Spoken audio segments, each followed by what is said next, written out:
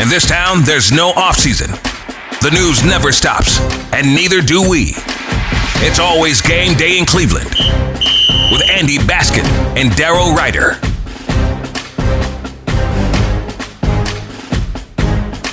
Welcome to the Brownie Bites Week That Was edition of It's Always Game Day in Cleveland. I'm Daryl Ryder. Well, Week 6 is here as the Browns head to Philadelphia, riding a 3-game losing streak and a 1-4 start to this disappointing season to date.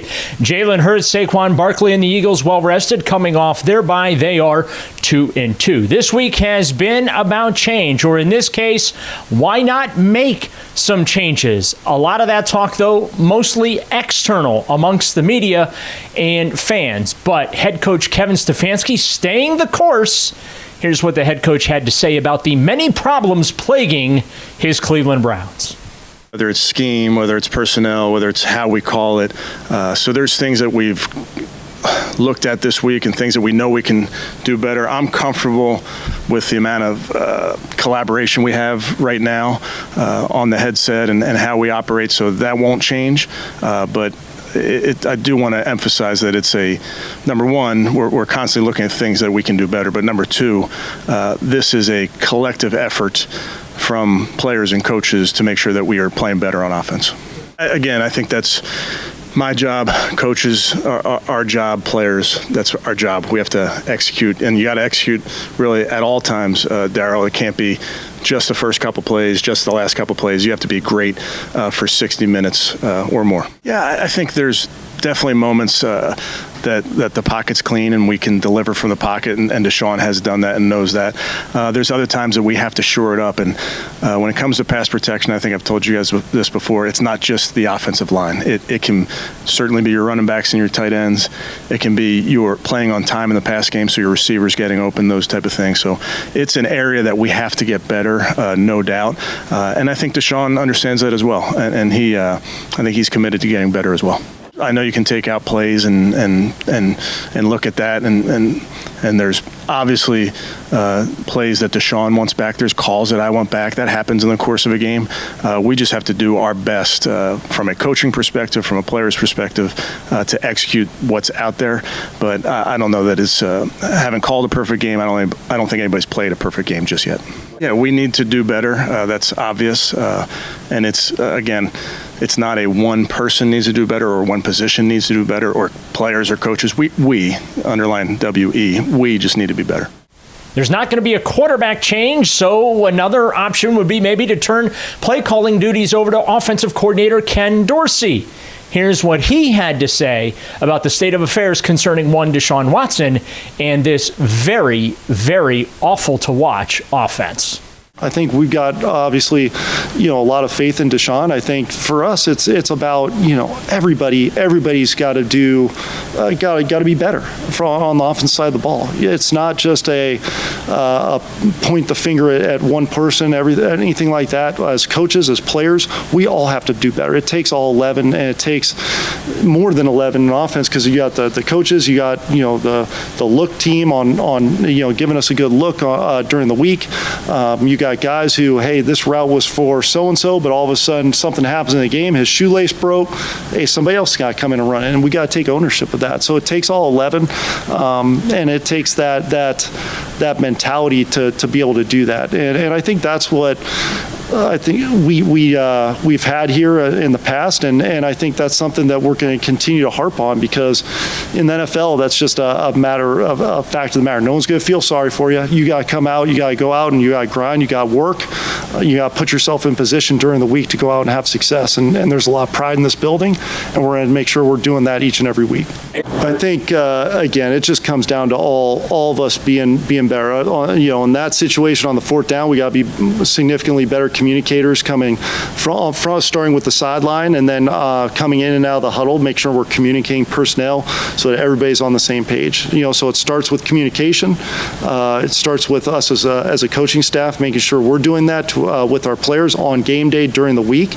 And then again, I can't harp on enough. It really does take all 11 of us, and I think that's the biggest thing that you've got to, in offensive ball, just that execution piece of everybody just focusing on doing my job, and at times it's going to take doing a little bit more during the week, to make sure that on game day we can play free without thinking and go out and fly around. And that creates a high level of execution, whether it's the quarterback, whether it's the receiver, whether it's the line, whomever it is, right? Just create that high level of execution by, the preparation you put into during the week. The Browns ranked dead last in multiple offensive categories.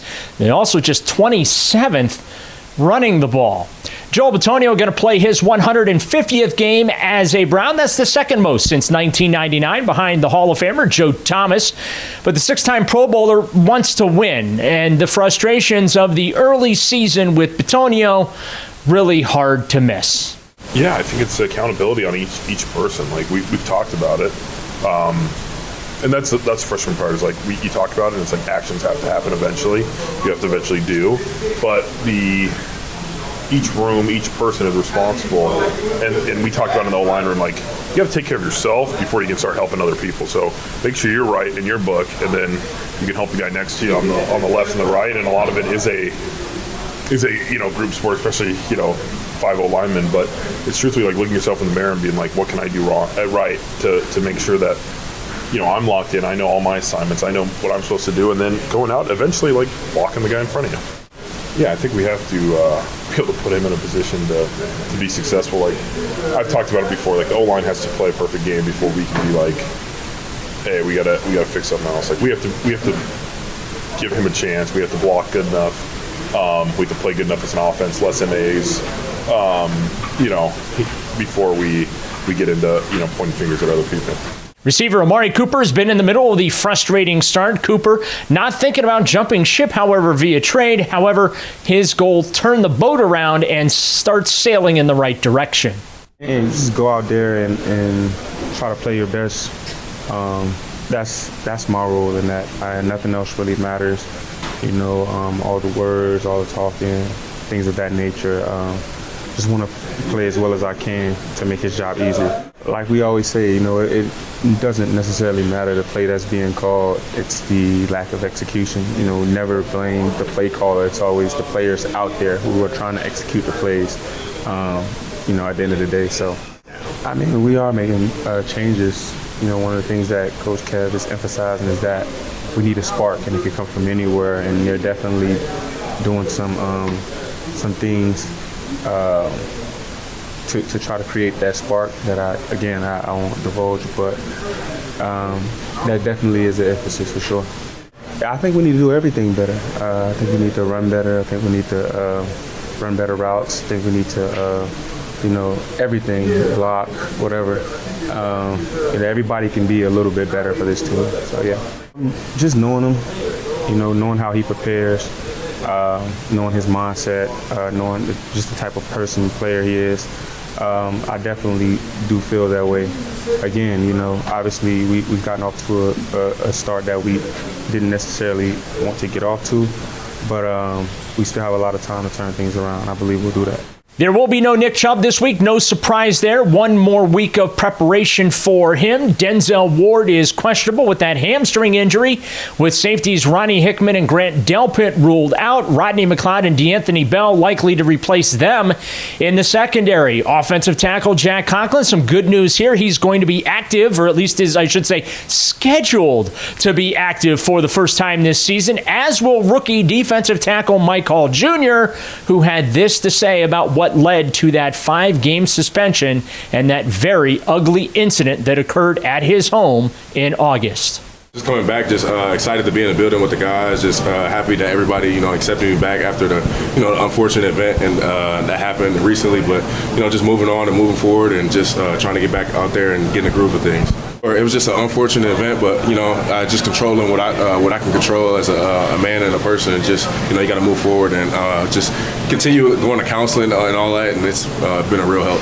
I'm not going to speak on what happened. If you want to know what happened, you can just go read the police reports or whatever. People are entitled to their own opinion, so believe what you want to believe or do what you want to do. But at the end of the day, I'm still here. I'm still a Cleveland Brown at the end of the day, and I'm going to continue to be here and work hard every day. I just kept my head where my feet are. Just take every day. Take everything like just one day at a time, really not looking at the future or anything like that, or, not worrying about the outside noise, Like I said before, people are entitled to their own opinions, so you let people think what they want to believe, but, they weren't there. I was the only person that was there that happened at that night, so only me truly knows what happened. It's been a rough start for everyone, including for Myles Garrett. Maybe not from a statistical standpoint, but especially from a win-loss standpoint. Every little mistake seems to be hurting this Browns team. We won't be the first team to bounce back from 1-4. Won't be the last. And right now we're 0-0 as far as the scoreboard goes. We just need to be 1-0 by the time the game ends on Sunday, and then we can continue from there. But it's got to be a 1-0 mentality, like we usually talk about. But we've got to mean it. Especially when you're down, you can't be focused on the past. You got to be focused on right now and this present, and working your ass off to get out of this little rut that we're in. I don't look at the stuff anyway. So I don't know the last time I've looked at Twitter or any of that. So I don't. And if I did, it's not to look at football.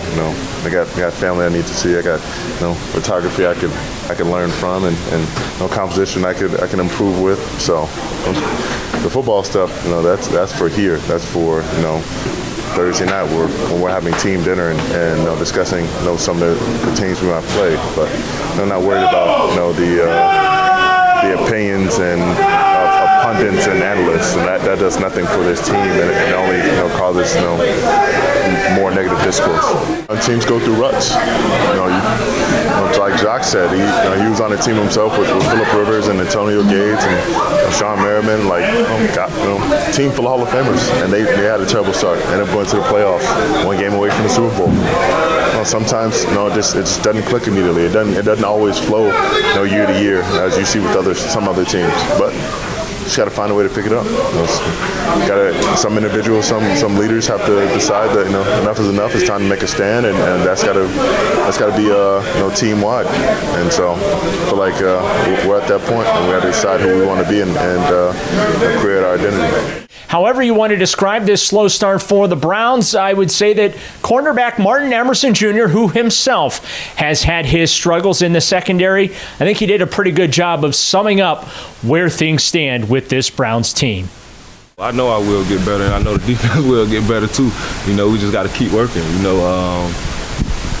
We in the fire right now. There's no time really. You can't panic. You just got to focus on the task at hand, and that's find a way to win football game, so that's what we plan on doing. There you go. That's a wrap. Want to thank you for watching, downloading, and subscribing wherever you get your podcasts, and of course for watching us on YouTube as well. And don't forget, obviously, you can find us there on the free Odyssey app. For my partner Andy Baskin, I'm Daryl Ryder, reminding you it's always game day in Cleveland. We'll be back Sunday with a post-game pod.